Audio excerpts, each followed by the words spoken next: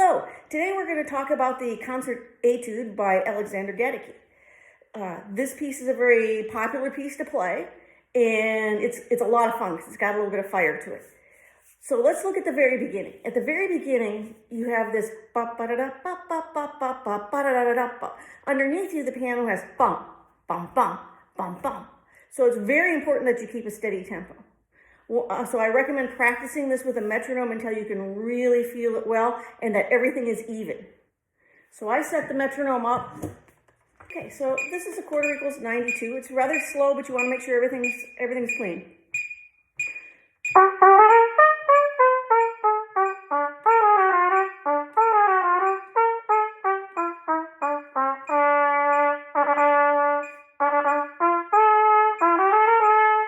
So you want to make it nice and clean. If I'm struggling with a spot, one of the most important places that people struggle is in that second measure on the A to the G sharp to the A, because you're moving that 2 and 3. So I would even practice this as an eighth note equals 92.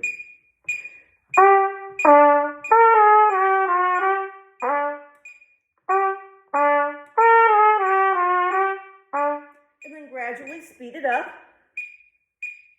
And by gradually, I mean only a few more beats. That was too far.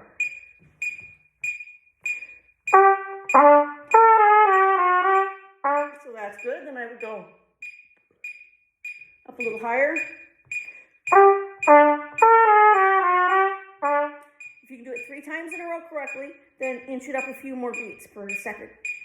Ideally, this piece should go at least a quarter equals 120.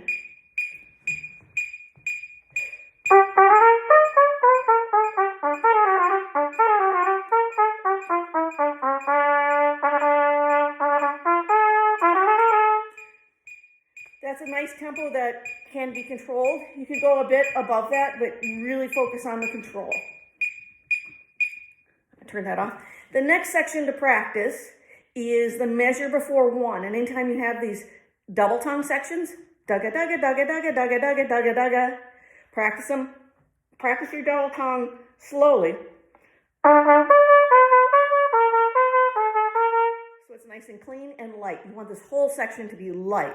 If you're hammering it heavy and loud, you're going to actually slow down. Usually people will slow down and it gets too bulky. Keep it light. So for this, the piano has 16th notes running in the left hand. Again, you have to keep a steady tempo because the accompanist can't speed up and slow down with you when everything's running like a machine. So set the metronome and do it slowly like we did the lick above, listening for your tonguing to be completely clean and even. So you really can't tell the difference between the ta and ka or the da and ga, whichever one you're using.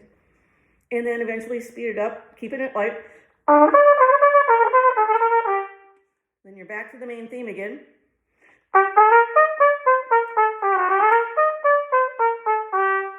You notice there that the eighth notes I'm doing are short because they're staccatoed and they're open-ended. It's not da, da, but it's da, da, da, da. So you want to have that kind of an eighth note. You don't want to have them too long and you don't want to have them da, da, da, da. Too long would sound, you don't want that because it kind of takes the style away, takes the motion and the speed away. And if you go dot dot, you have, it sounds, so you want to have it buoyant and light and sound really easy. So you want that dot dot dot dot. Sounds a lot better. So if you get down to, you've got a 6-measure rest, and before that you've got 2 measures, and those measures sometimes give people trouble. You have basically a B minor arpeggio,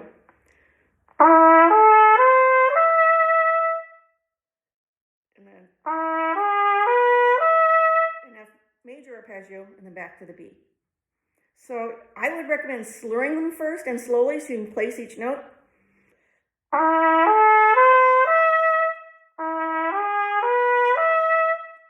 Gradually get those up to tempo slurred. And here's why.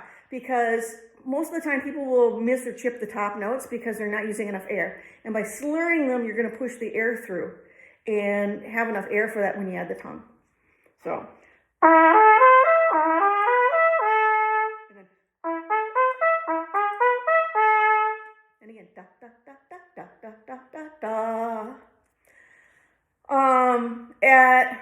number 2. You're back to the double tonguing.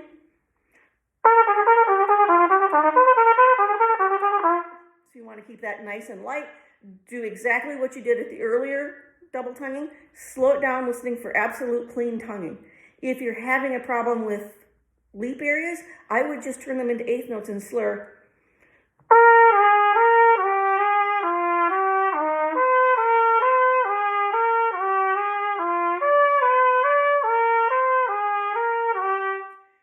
To make sure your air is going, because a lot of times when you're double tonguing, you'll have a hard time with those big leaps.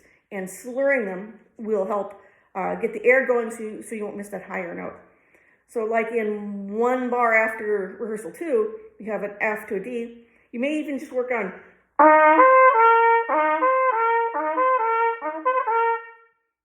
and then add the double tonguing back in. If your double tonguing isn't even to begin with, like you say, you're still just learning double tonguing, I would just practice your scales in the morning. Just doing a lot of double tonguing, because this is a muscle back here that's making your tongue do the double tonguing. And you've got to develop strength in it to be able to do that. Listen for evenness. If you're still struggling with evenness on the second syllable, you might even just want to do the second syllable.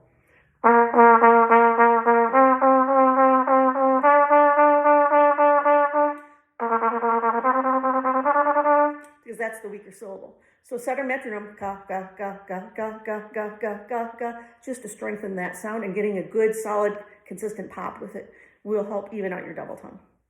You see there's 3 bars of rest at the bottom of the first page, and you've got some eighth notes 3 measures before that. So those intervals often give people a little bit of trouble, so I would slur them.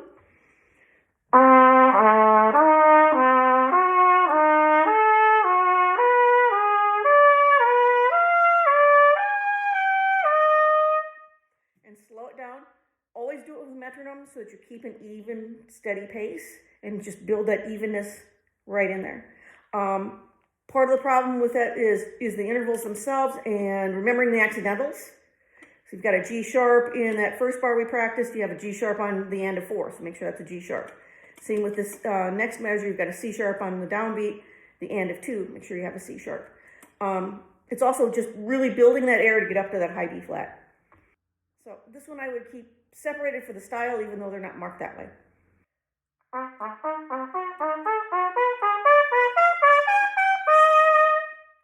And really land on that F. Make sure that, hey, I got there. It'll give it a little more sizzle to your performance. All right, on the next page, you're back to the main theme. You'll notice that this is what's called a rondo. You keep coming back to this theme. Then there's another section, another musical idea, and then you come back to.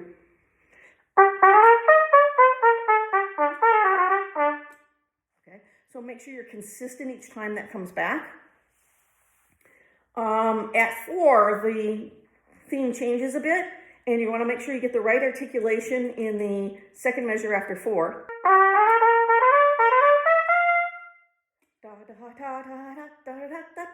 You're going to have to tongue that second C in the second bar after 4 on beat 2, because you can't really slur into the same note. So it's kind of a weird marking. So you want to make sure da da ha ha da ha ha da ha da da da, and again making sure the staccatos are open.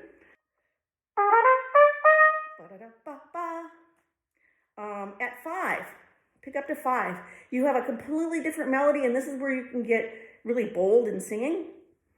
So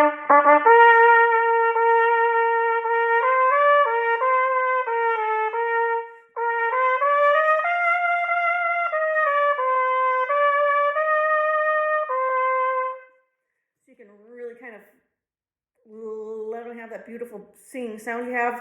Put some vibrato in there. Mark your breathing in this section, because it's easy to run out of breath if you're playing a little bit too big. So if you plan your breathing, you'll be fine.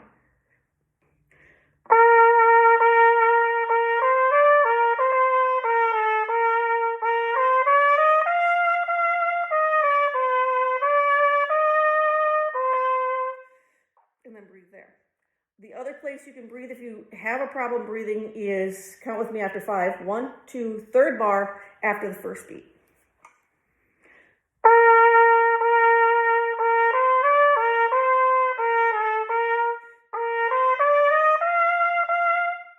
musical sense as well. So find those spots that make musical sense to breathe, especially if you have difficulties breathing. At 6, we're back to more of the double tonguing, doing the same thing, slurring them first.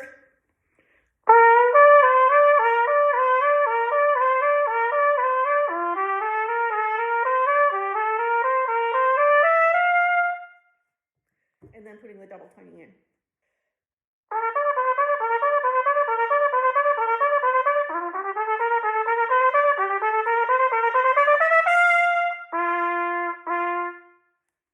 So get to that nice big G and crescendo it, but make sure your low Gs are equally strong, maybe even stronger, because the upper register will carry more than the low register. Back to the theme again at 7. And then going into 8, you're changing the keys around here a little bit. So be careful with the intervals on the 8th notes, 2 bars before 8.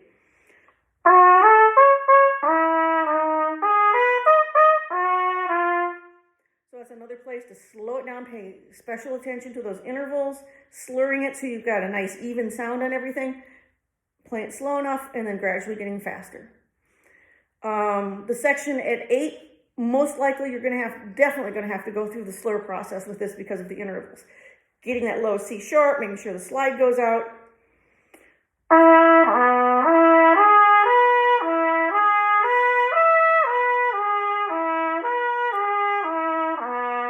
So you're in a nice F sharp major there. So slur it slowly. I slow it down to maybe even. So you can work on getting that slide up for the 1, 2, and 3 C sharp. And then you change keys there at the second line of that. So you want to be real careful. So slur it and then add the tonguing again. Slow, working on speed. Accuracy is the most important thing. Speed will kind of happen by itself, but you want to keep it with the metronome so you're staying even. Because again, the piano's got motoristic stuff underneath you. And if you're slowing down for this and speeding up for that, it's really impossible for your accompanist to keep up.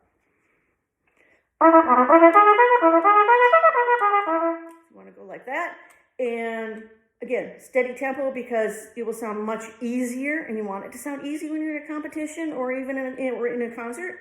And it will sound like, hey, this is easy and it flows and I'm really in control.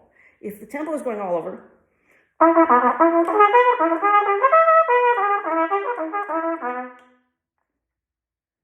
you feel that? Okay. Where are we going? Now, on the 3rd page, we're back to the singing melody. So let it sing, quasi-cantabile, quasi-singing. I don't know how you can be quasi-singing, but go full throttle for the singing and just really making beautiful musical lines, because this is the one spot where you're showing off your musicality rather than your technique.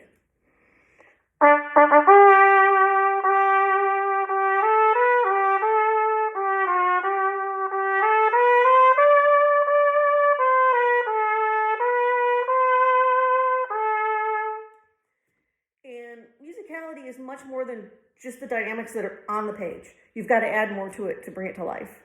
What's on the page is the absolute bare minimum of what you want to do in shaping a musical line. So you might try these musical lines in various ways. Like here, I will shape the 8th notes.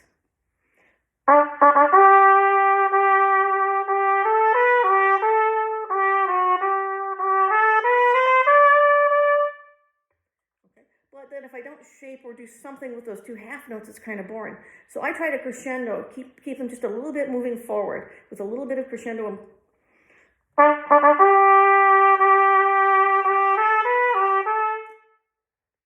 See how it pushes the energy for you?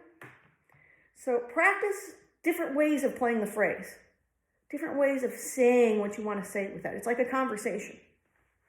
If you're angry, you go da da da da da da.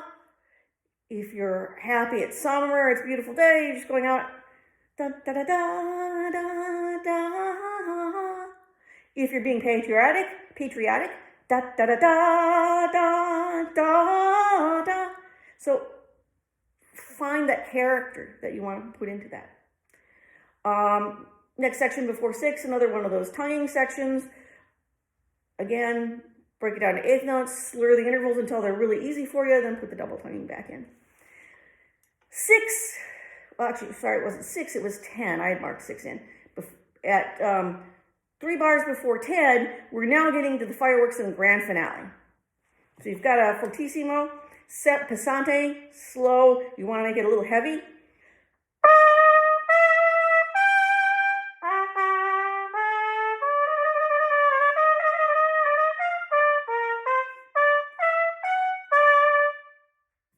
So you want to have that heaviness. You can slow down the tempo because there's a retardando.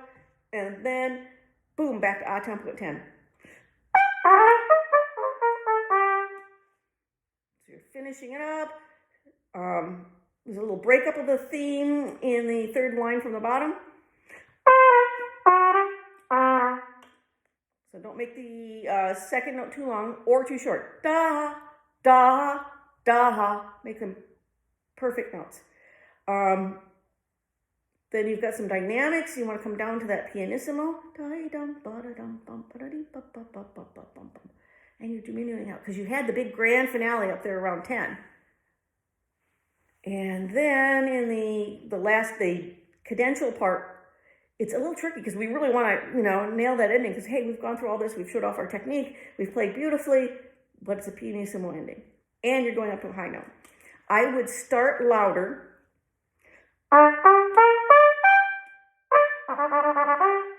Okay. If you make the notes a little more attached, start up more staccato, and each one getting a little bit longer, it will sound like it's decrescendoing.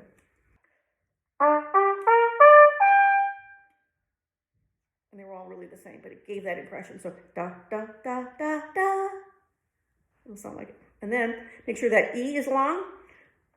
I know it's got a dot on it, but the tendency is at pianissimo, coming up from the high range, is to miss or crack that note. So you want to give it a little more da, da, da, da, da, da.